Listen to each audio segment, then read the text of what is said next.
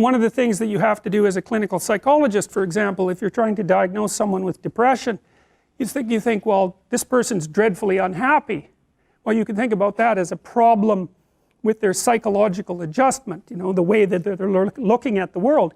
But if you look at the epidemiological literature, for example, one of the things that you find is that very many people have a first depressive episode after something genuinely terrible has happened to them, right? They've lost someone, or they've become injured, or they've become unemployed, because unemployment is a terrible shock to people. And it's not precisely self-evident that you can consider someone who's unhappy and desperate because they no longer have a job depressed.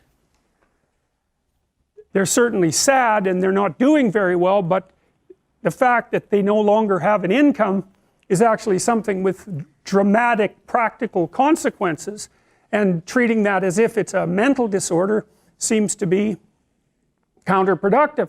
It's also the case, for example, that if someone comes into you to talk to you and they're very upset, and they may manifest the signs of, say, an anxiety disorder, or again depression, or other clinical features for that matter, you have to do a careful analysis of their manner in which they're embedded in their family, because, and this is something that we'll talk about quite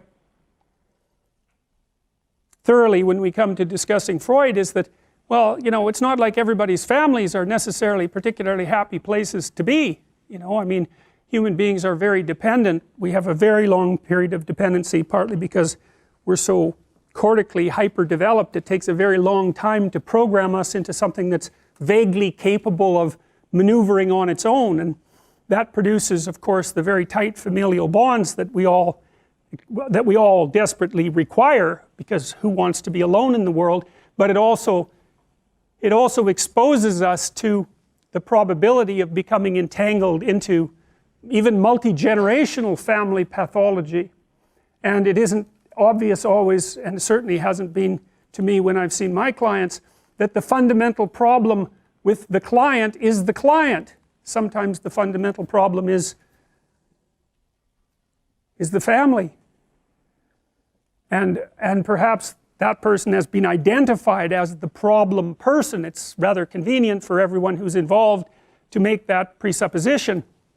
It's also the case that, this is the Freudian idea fundamentally, this is the Oedipal idea, that it's very easy for people to become over-dependent on their parents, and for the parents to facilitate that, and then for the primary developmental problem for the individual, in fact, to become free of the interfering elements of the family so that they can exist as independent individuals. Well, and then of course there are cultural variations in that make that proposition complex, but that's a fundamental tenet, say, of Freudian psychology.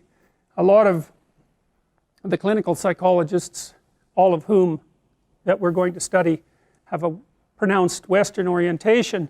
One of the fundamental presuppositions is that